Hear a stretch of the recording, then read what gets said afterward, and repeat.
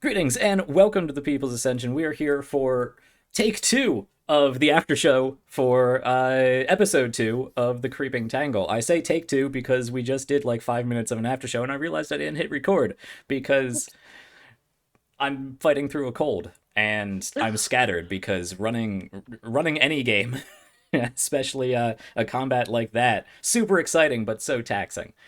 So rewarding, though. And we were just talking about some great memories, which we're going to get to in just a second for memory time. I will keep this quick because we are going over, and I already did this once, even though you didn't hear it. Thank you so much, supporters out there, for being here, for watching this, for supporting the channel.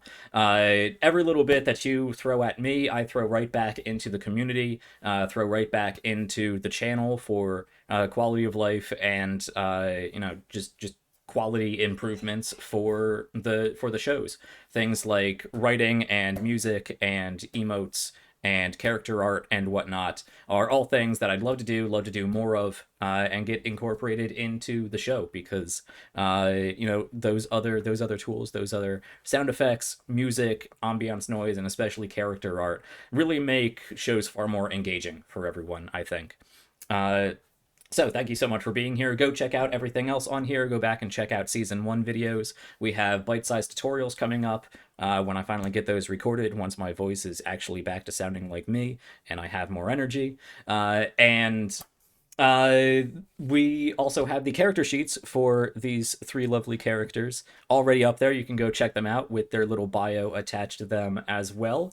We have the first crisis, the Cascading Divination ritual up there for hero tier supporters. So if you're an adventurer tier supporter and would like some GM insight, consider bumping that up because we got some cool stuff. And even more to come with the Town a Tangle crisis and some mod secrets coming up, as well as more detailed information on this little adventure we're playing once we're through with it.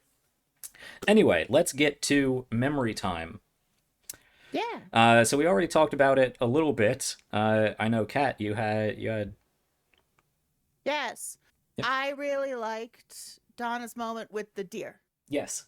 And I thought that that was not only just like a really well played out scene, I thought that that was really beautiful, but it also kind of set up this looming threat when we entered the city where we have now people who are in that situation. And so that kind of set up something that our big chord paid off, which I thought was just from a narrative perspective. Those two scenes Yeah. in harmony with each other are my memory. Both very big scenes. Yeah. Because very heavy scene with the deer, and then very triumphant scene with the chord afterwards, because that was a big, big spell. Yeah. Yes, but I already said this once, I will say it again. Thank you, Donna, for taking the burden of that heavy deer scene and really running with it, because you all Yeah. did great reacting to all of the discovery scenes. I really liked that the series of discovery rolls we did and how you guys interacted with them. Yeah. I like that all of our discovery scenes like did something. Mhm. Like it was very good. It was very I don't know, like yeah, it like felt like I guess like Kat what you were going for with like the open world sort of like RPGs feeling. I did like I really got the sense of it Oh, during our yay. discovery scene because everything like felt important and felt necessary and it was just very rewarding. Oh, yay. I think so too. I think that those scenes were really beautiful. And I think Yeah, from and the GM perspective, I really like exploration for exploration's sake, so I like being able to throw that in there. But I also gave you each little bonuses for your scenes, especially the ones that don't. Rules as written have a mechanical benefit, like giving you those extra spell pieces for the colorful hills. Yeah. I had fun coming up with that one. So I definitely prepared some discovery scenes for you guys, but just the foundation of them, and you guys took it and ran with them. It was great, beautiful moments. Sorry, Pat, you were going to say something. oh no, I I was just gonna say that this is the added touch that I think a lot of games end up missing is that sense of discovery and the sense of open world, and it's good that you have a mechanic that can sort of Yeah. lend itself to experiencing all of the world building that you put into your setting. Yay. You know, because otherwise, if the players aren't asking pointed specific questions, it's hard to bring up little details about the world without sending them off on a wild goose chase, because the moment a GM mentions something, the players assume, oh, that's a clue, that's important, that's a thing that we need to do. Yeah. And sometimes it really is just flavor text, and adding something like this so that they get that experience without necessarily turning it into a red herring definitely Yeah. helps. Mhm. And that's part of why understanding and adaptability are two of my favorites, because they also give the players the freedom to say, hey, GM, I do want a clue, actually. Yeah. Please give me a clue. Yeah, and we saw a little bit of that. Yeah. Yeah. It was a rough clue. It was a rough clue, but yeah. It was Yeah. a real It was rough there, yeah. clue. Yeah, and I had something prepared for each of them, in case you went any different route. We didn't go sensitivity, right? It was Oh, no, we didn't go sensitivity subtlety. and subtlety. Yep. And we didn't go daring either, because we aren't. Daring very people. Yeah. No. I think the most daring thing we did was not Yeah, go subtlety. subtlety. Yeah. We were getting over. We were trying so hard to do the subtlety, and then we're like, we could just take Nepo over. I was like, Sure. all right. Yeah, Like, okay. Yep. Yeah. I will actually, again, as part of the hero tier, because this is GM side information, I'll be posting what I had for the for all Ooh, the fun. discovery options, Very cool. so you can see the other things that they could have found. So I think that's Yeah. fun. Yeah. I will say we would be remiss to not mention it in the actual recording one. But Pat and I, Yes. brain synergy, linking up. Yes. Yeah. We Same would be idea, remiss. same turn. So good. Yeah. I remember being like, all right, like let's use your brain. And then I looked up and Pat was there. And he was like, I used my brain, did you? Yep. Yep. I love when a player group just comes together and just, accidentally works in synergy. It was It's beautiful. very good. I Yeah. loved it. Yeah, I'm really glad you guys found that herbicide, because you guys really did some cool stuff with it, and it was definitely helpful. Yeah. It was neat. Okay. Pat, do you have a memory? I know you've been sharing some things on top of I mean, the rest of our discussion. Yeah. I had a lot of cool moments that I really like, but mostly it comes back down to something I want to say I mentioned last time, is just that, the two of you are excellent at role playing your characters. I loved the moment with Marius giving up and letting us do that final push and Aw. essentially sacrificing himself. I loved Kalos giving in to Scatter and like bonding closer to Nepo and like not paying attention to the plan and just sort of, like Kalos knows the plan, Pat. yeah. Kalos Kalos knows the totally plan. knows the plan. I'm gonna fly over on Nepo. Yes, you are, but there's more details than that. Yeah, and the fact that you two can just sort of immerse yourselves in these Aw. characters this well, it's incredible to me. I love seeing it every week. Aw. Thank you. Best friend team. Yeah, that's because we're a good team. Yeah. So We're a good all team. three of us are just I can excellent. say that about each and every one of you. Yeah. Yeah. Okay. So let's talk some more pointed questions about the session itself, and then we'll wrap up with some other general questions. Let's see.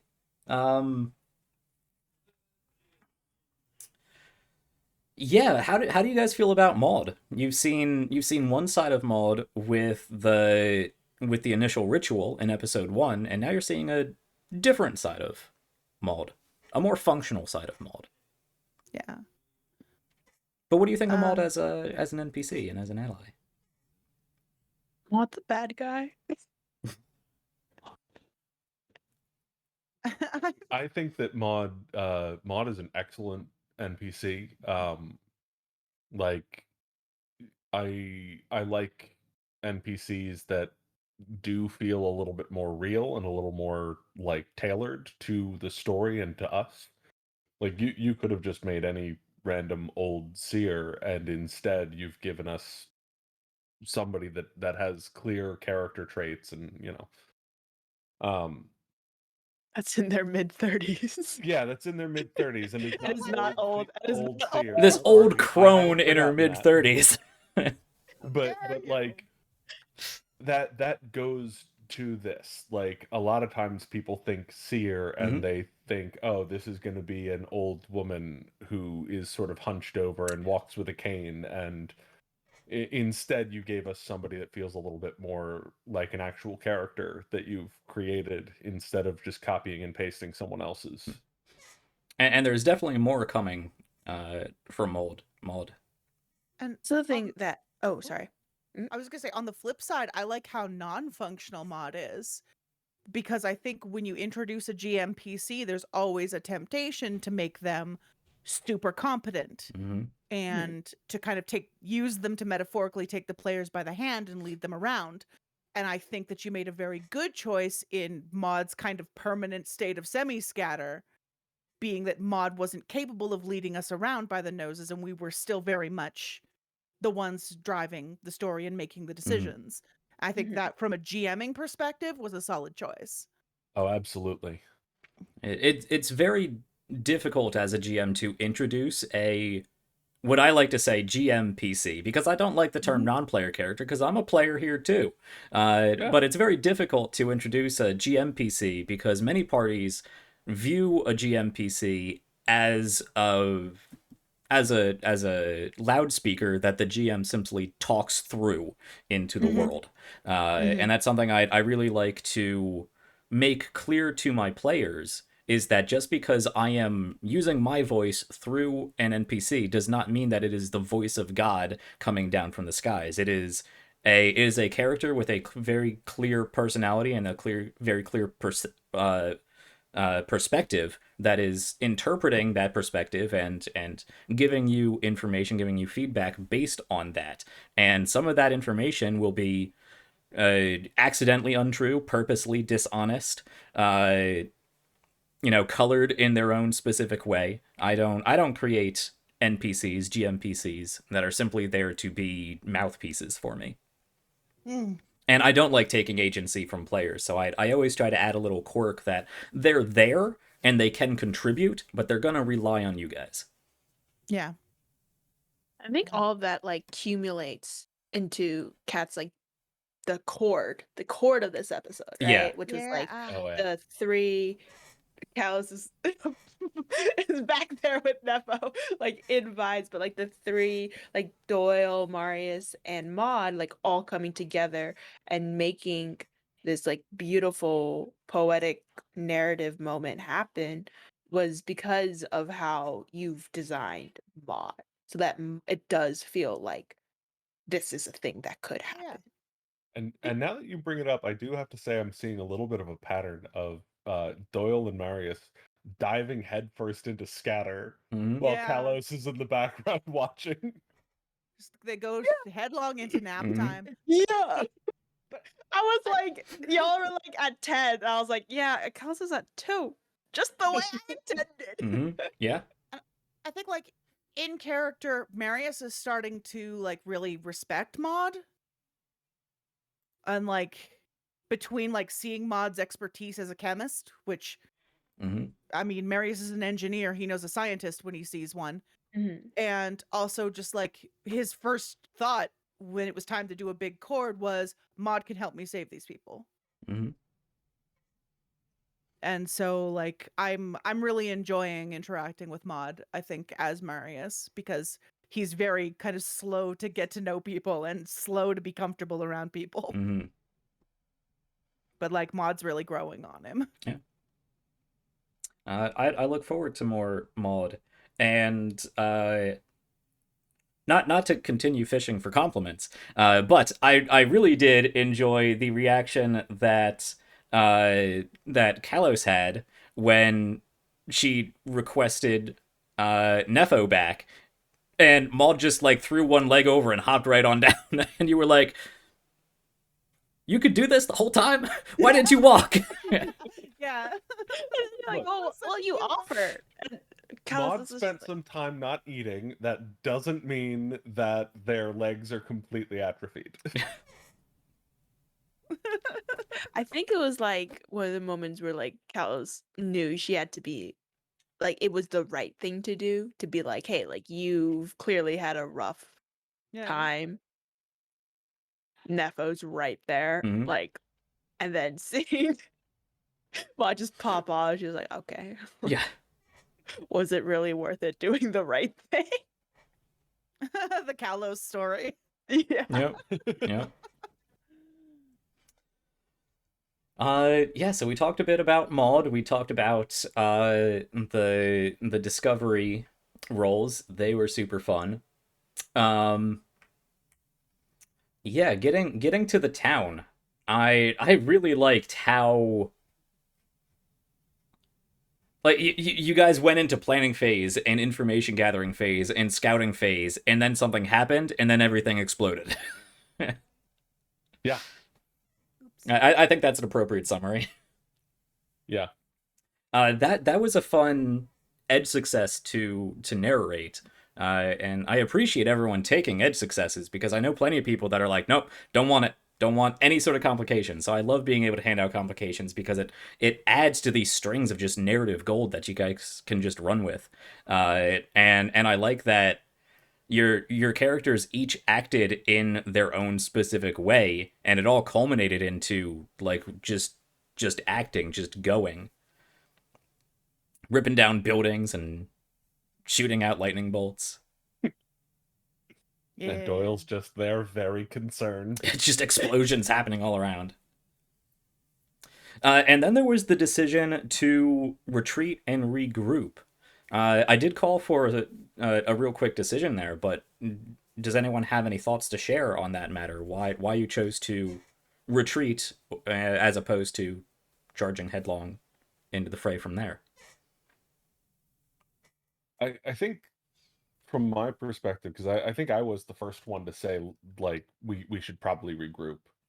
Um, I might have to go back to the VOD and check that, but from my perspective, I had this idea in my head that we were going to use that branch to get in there and then get into some sort of trouble and have to retreat. I didn't necessarily think we were going to accomplish this all in one go. And I thought we were going to be able to get a tactical advantage that ultimately we really couldn't do. And the funny thing is because I was coming at it from the exact opposite direction. I was like, if we're going in here, we need to be ready to finish this in one go. Mhm. Which means to me, regrouping, sharing our information, and coming up with a strategy was how we were going to be able to get in and do this in one go. So I came at it from a very different place, but we hit the same Yeah, answer, which I think is Yeah, very yeah. interesting. Yeah. different And, perspectives looking at the same thing. I love it. ultimately, like, I think the reason we hit the same answer is because having that plan was the answer to both of us. It was, all Mhm. right, we go in there and we try and do it quietly and get as close as we can, and then we do what needs to be done. And in one scenario, that is retreat, at which point I lead us back to that window that hopefully the vine doesn't know about yet and disappear through it. Or it's finish it, which really was the obvious answer. Mm-hmm. Yeah. I think the reason why I chose to retreat as well, like didn't have like Callus attempt to go in was for like two reasons, right? Like Callus isn't going to go in, especially since it seemed like I mean, as we saw during the actual fight, like y'all scattered. Callus didn't scatter, but like y'all scattered. And so that was like one reason. Another reason was that I kind of wanted to explore because she did scatter into the assist pool, not her like not being able to understand or be understood by other humans, like not completely to the point Mhm. where she fully scatters, but just like in a way that's like, okay, what does 2 out of 5 look like, and what is, because I mean, the only other option, I guess, in my mind for her to would be fully scattering, which would be like if I didn't want to take the attack, Nepho can like literally lift her up and away, and she would have fully scattered all Mhm. 5 into that pool. So I wanted to explore that sort of narrative style. So it's like a bit of like the player in character, and then the player is me, and then the character in character. Yeah. Yeah. I like that, and I appreciate thinking forward as to how you could make it more narratively interesting. I know there's a big push for players to only think in character, and I think that's important when you're going scene by scene. But it can also be important, especially for a stream show, for something entertainment forward, for players to think about how can you continually make scenes more interesting, which is a fully meta, fully player side decision. So I appreciate you going through that.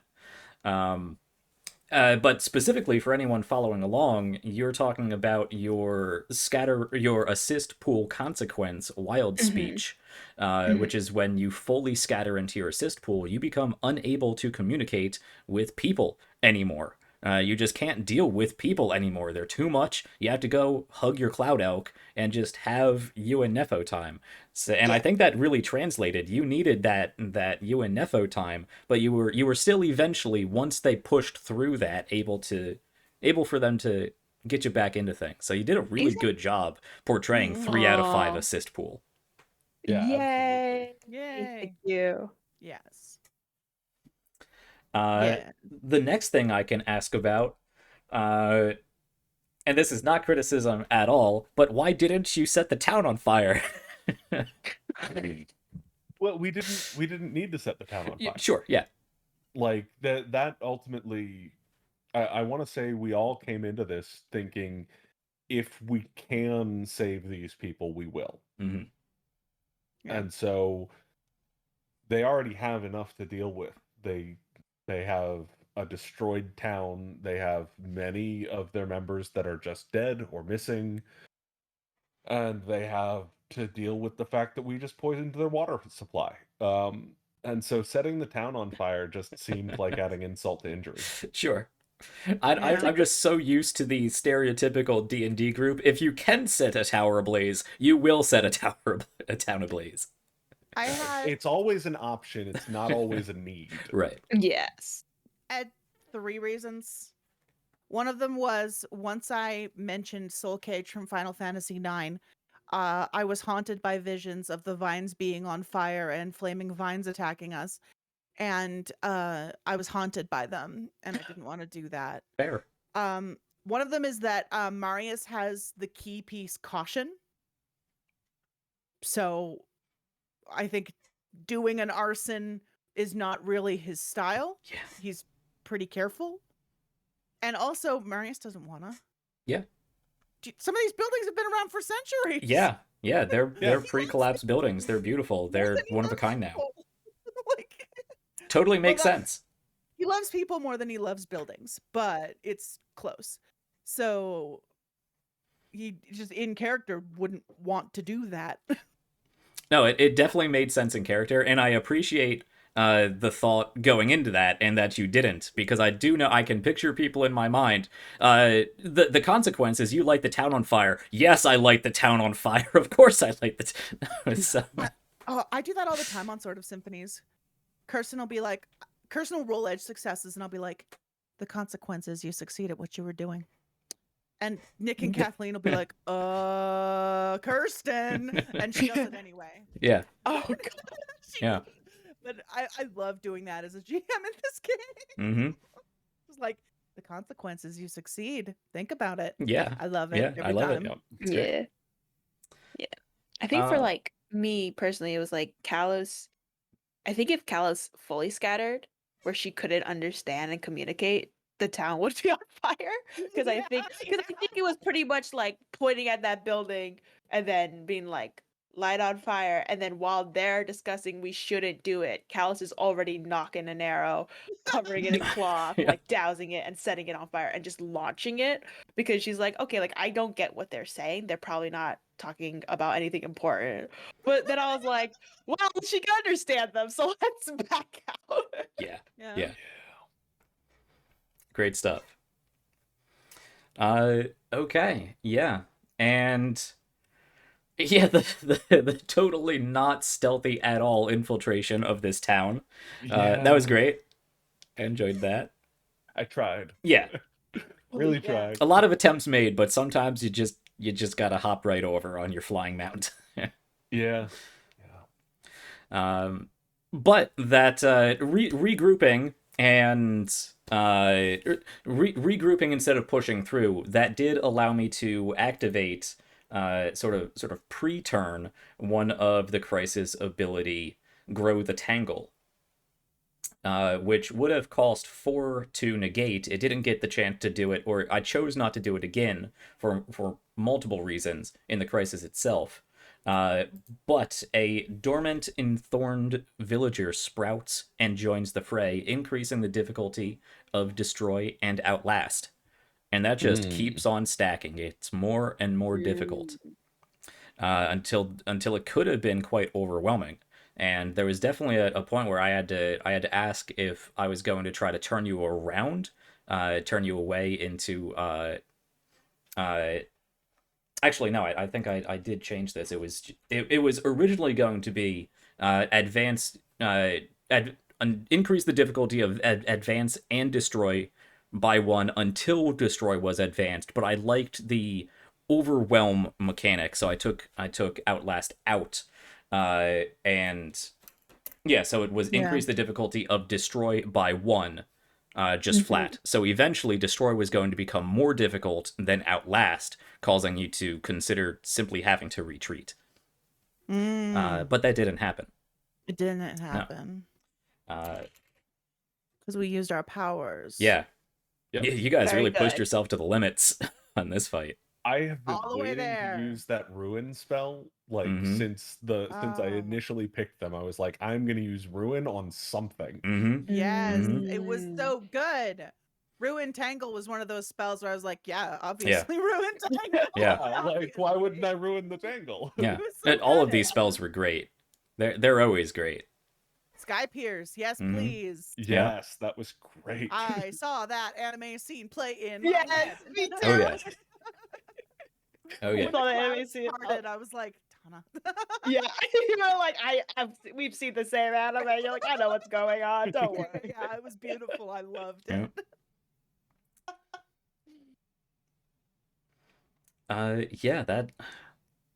That battle. There was a lot in that battle, and there was actually quite a few abilities that it had if you guys did decide to turn and start focusing on Outlast. I'm gonna save on to those. I'll share them with you guys, but I'm gonna post those to the hero tier support level.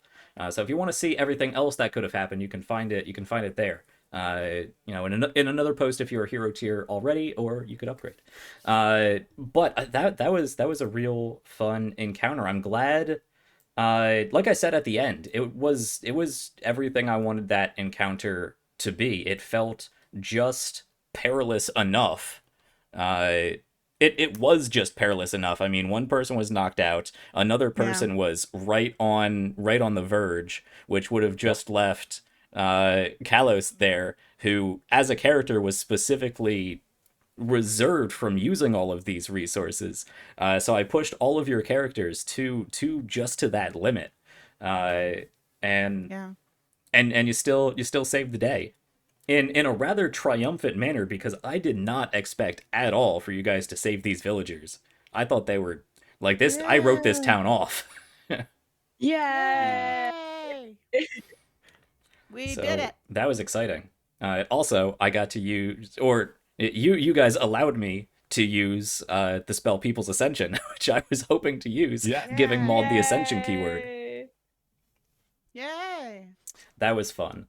So I'll be posting more about the crisis town, a Tangle. Yeah, a lot of great scenes, and I really enjoy the way you guys justified both taking and, more importantly, not taking from the advantage pool. Because there was a lot of consideration, both strategically and, narratively, that led you guys to either take or not take. And yeah, I was worried at the beginning when we started out with 11 and then quickly increased to 14 dice, and then somehow we ended with none. Yay! This is, yeah, definitely. When you were concerned about that, I was like, no, you don't understand. You can still bully us. You still have the power to bully us. Yeah. It's not over for you yet. That's why, like, when it was, oh, you'll only take 1 or 2 damage, it was always like, no, I'll take that. I'll leave those dice in the pool. We need Yeah. those dice. Yeah. Yeah. Because, like, the first spell that I tried to cast was gonna put me at 6 scatter immediately. Yeah. I was just like, I think that I would like to have more than 4 scatter between me and passing out. And ultimately, not taking from that dice pool was risky because those 1 or 2 damage things did add up, as you Yeah. could see by the fact that I was at 1 hit point Mhm. before the end. But I think that once again goes to how well the game was made, because you do have to balance that and manage your resources.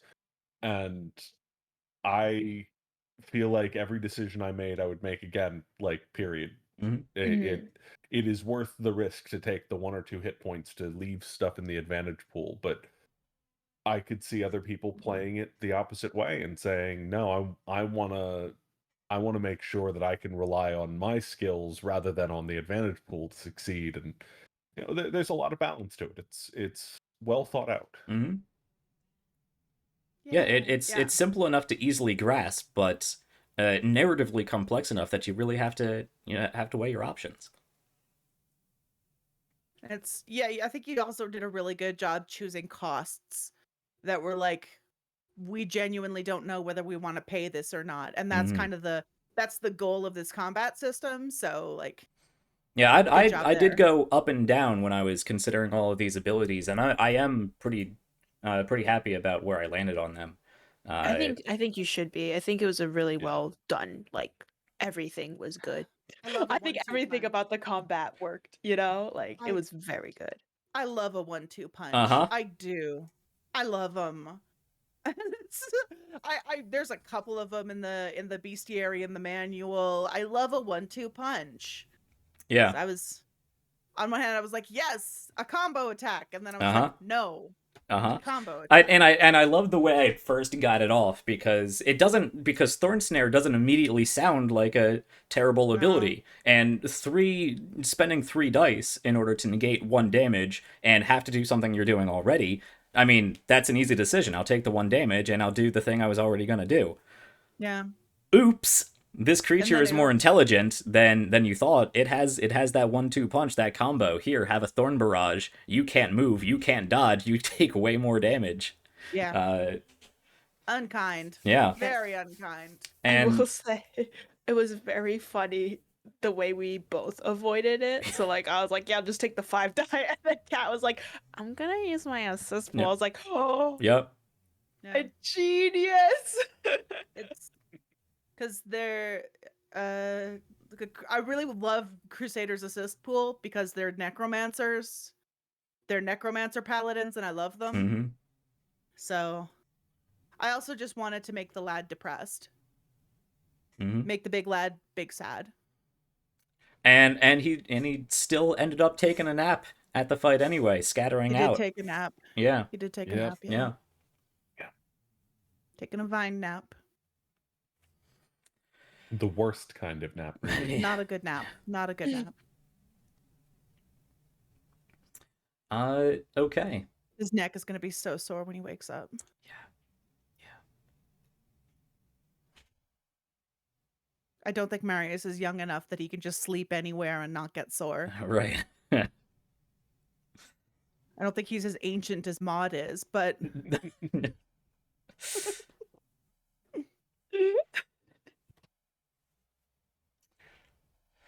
It's gonna regret that one. Yeah, yeah. No, that was what I was going to say. I really enjoyed being able to play out a personality and an intelligence in a completely non-anthropomorphized creature. I Yeah. hope that was portrayed. Oh yeah. That it did clearly It have was. intelligence and personality and malice to it. Yes.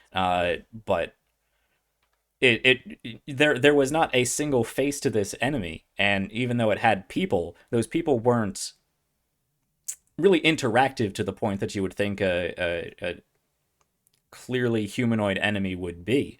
So I had fun playing a creature with purpose that was presented as simply a plant. Yeah. Yeah. And I think you guys tell me if I'm wrong. I think that may have caught you off guard a little bit. A little bit, yeah. Like, Yeah.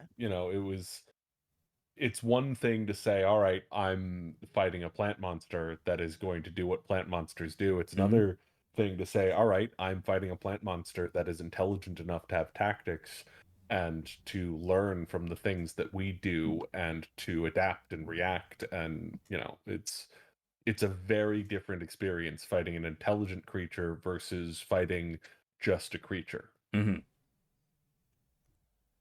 Yeah, I had fun with it. Mm-hmm. And to lead us to the end of the episode, I had a blast with that ending we had. Literally, I had a blast. Yeah. I did miss last week. I like ending in big cinematic narrative moments, and last week we ended just with a simple "she grabs your head" and gives the tagline, which I think was appropriate. But I really enjoyed going back to the more cinematic endings. I had fun with this ending. What did you guys think about the conclusion of this crisis? I thought that if you hadn't said that it fades to white, I was going to say, and with that impact, Doyle passes out. Like, we were on the same page there. It Nice, was the perfect cinematic ending. nice. Yeah, I feel like I could see like everybody doing like what was going on. Like actually, where because it was just so nicely done narratively, and like the theatrics, the Mm-hmm. everything, like Yeah. oh, it was so good. All right, nice, nice. I'm glad that hit the way I intended it to hit. I know some people don't like, and then we fade to white, because it could be cliche or it could take player agency away from characters. But I like big cinematic moments. I like throwing cutscenes in when I can, but that does require a little leeway in relinquishing some agency, though I try not to overstep that. But I like We cutscenes. I like looking at Yeah. games through the lens of a camera. Mm-hmm. I think having grown up playing video games, I'm kind of trained to like the same things. Like, I definitely have cutscene moments in my game, and I know that my players tend to lean into those as well. So, Mm-hmm. it's I think that it worked well. I really enjoyed it. Nice. I'm glad. I'm yeah. glad. And I mean, we had made a lot of choices that led up to that moment. So it's not like it was taking away all of our Right. agency because we had exercised a lot of Oh agency. yeah. And then you getting in the parting shot is, yeah.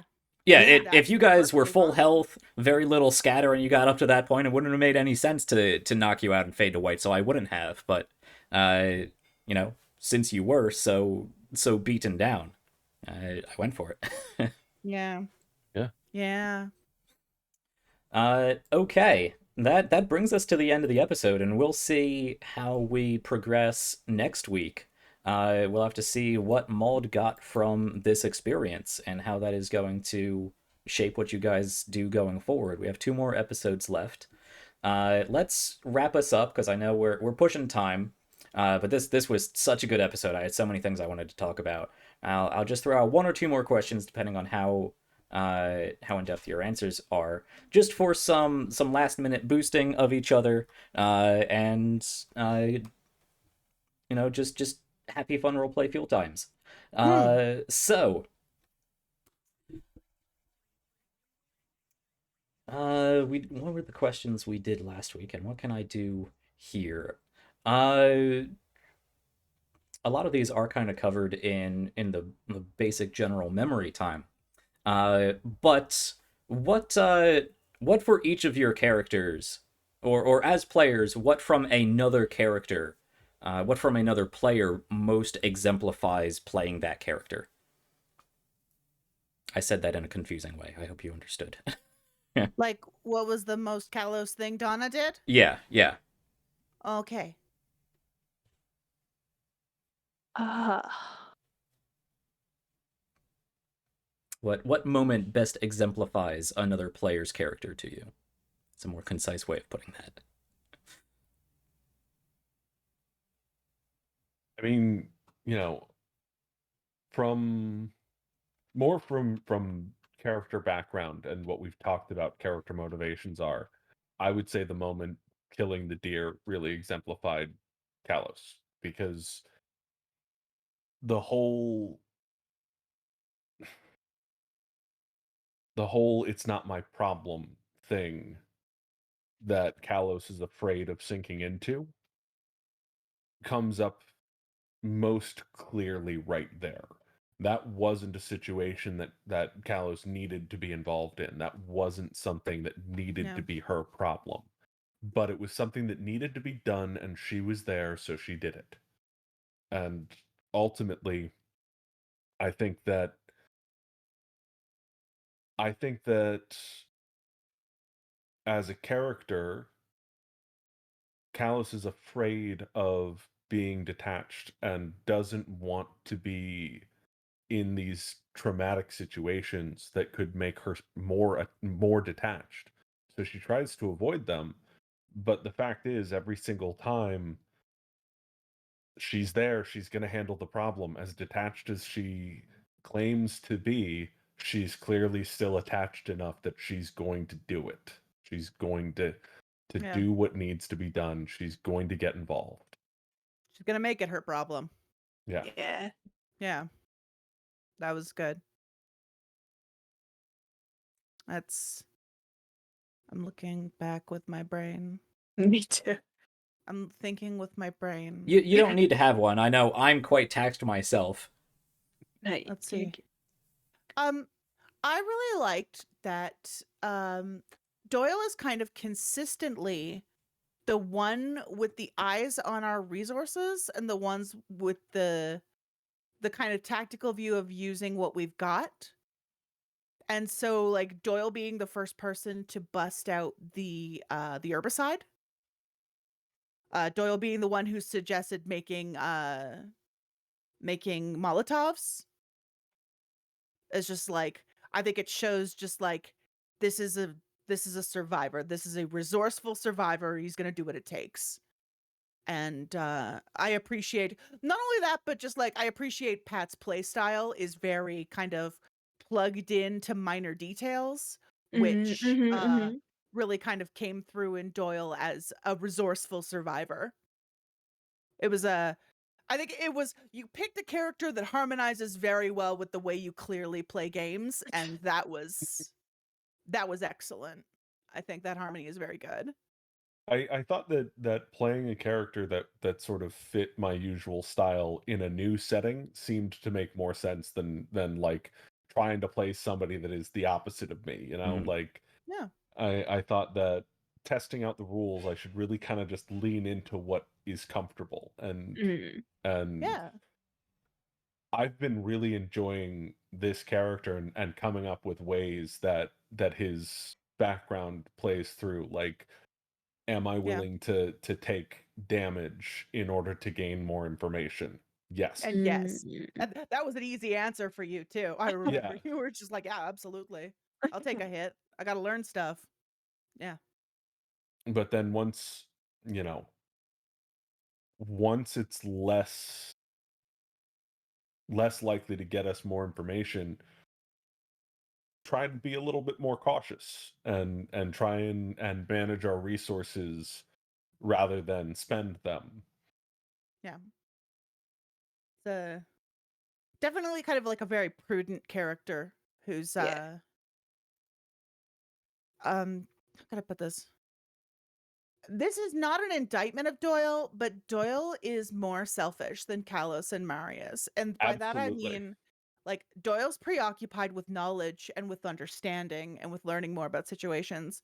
Whereas Kalos is caught between wanting to do the right thing and not wanting to take the hit that doing the right thing entails.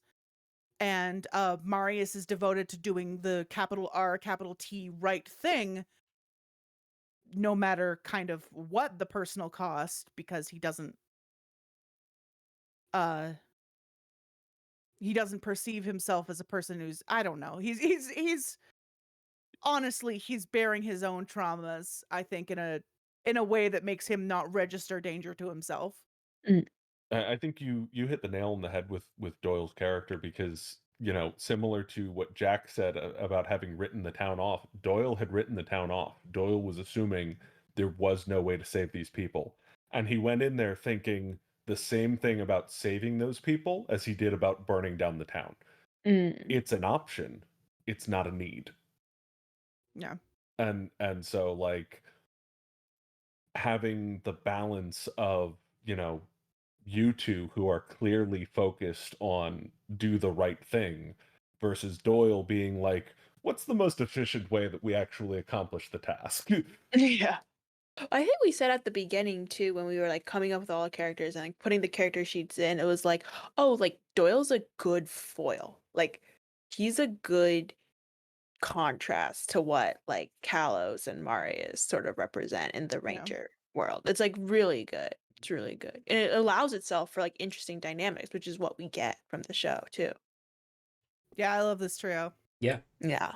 Each one of you acting in very distinct, very specific ways that all, play off of, but also contrast each other in really nice highs and lows and interconnectivity. It's great. Yeah.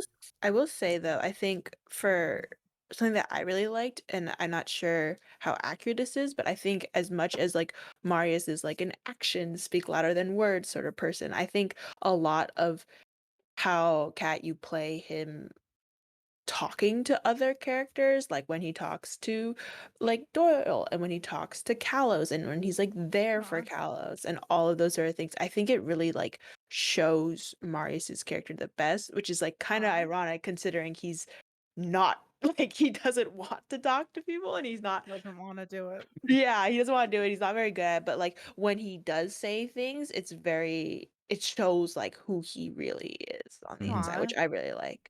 He's a gentle lad. Yes, he is, and it's fabulous.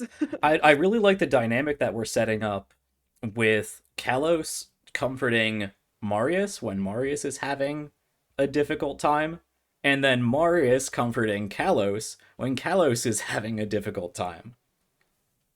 Yeah, they Yes. definitely kind of have come to kind of rely on each other. In more ways than one.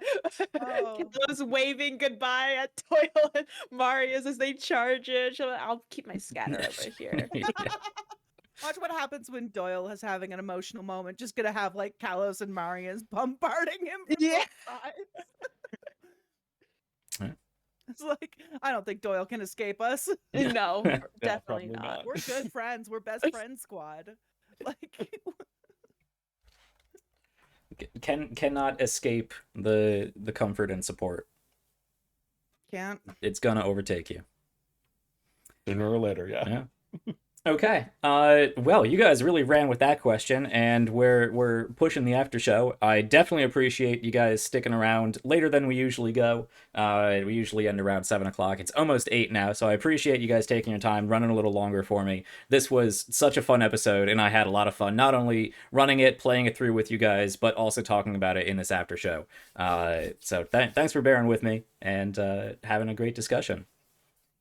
Yeah. So. Ooh. I am super excited for next week for episode 3. I got some fun things planned, but I do like to end the after shows with some nice tinfoil hat polishing. So do you guys have any wild speculation about what's coming up? Maud's the bad guy. Maud's the bad guy. Maud may not be the bad guy, but Maud might try and steal power from the bad guy. Maud is. I'm gonna say is not the bad guy. They're a bad guy. Yeah, that I'm on board with that. I'm not on board with that. I'm leaning more into like a Maud is a good guy who gazes too long into the abyss. I'm saying not villain arc but corruption arc. Ooh, okay. I'll go with that. Yeah, I could definitely see that. That's my tinfoil hat. It would make Marius very sad, but lots of things make Marius very sad. So Yeah. He's gonna have to cope with that. It's like I let you ride an F1 for what? Yep. Yeah. Okay, so we will have to wait and see what Maud turns out to be. Yeah, so excited. This was a great game. A lot of great stuff to work with. I made some notes for things in the future. I love being able to make notes about things in the future for a game that I know only has 4 sessions and we're halfway through. So I'm gonna have some fun with those. Yeah, and as always, super appreciate you guys as players, because you guys do a great job as players in this system with the way you creatively handle things, the way you riff off of each other with the role play, engage with the rules, engage with the world. It's a pleasure having you guys on as players and as cast for the show, because you guys are doing a great job. Yay! I'm so glad. And of course, thank you, Kat, for creating this fantastic game. We couldn't be here without you. And thank you, supporters, for your support and for watching our random musings and tinfoil hat polishing and enjoying the show. So if you do, keep doing what you're doing. Keep bringing more people in on the People's Ascension. And if you're not part of the Discord or our Twitter, come hang out there, because we're going to be talking about all the things we have coming up for RPGs Uncovered, including creator interviews, one-shots of various different settings, and of course, future seasons. So there's definitely more RPGs Uncovered coming up in the future. With that, I think we're all going to go about our evening and de-scatter ourselves, because this was a long day with a great game. Okay, so thank you for joining me. Everybody have a fantastic evening, and keep checking back here throughout the week for some more content, and definitely check back next week, same time, same place, for some more creeping Tangle. Yay! All right. Everybody take care. Bye. Peace.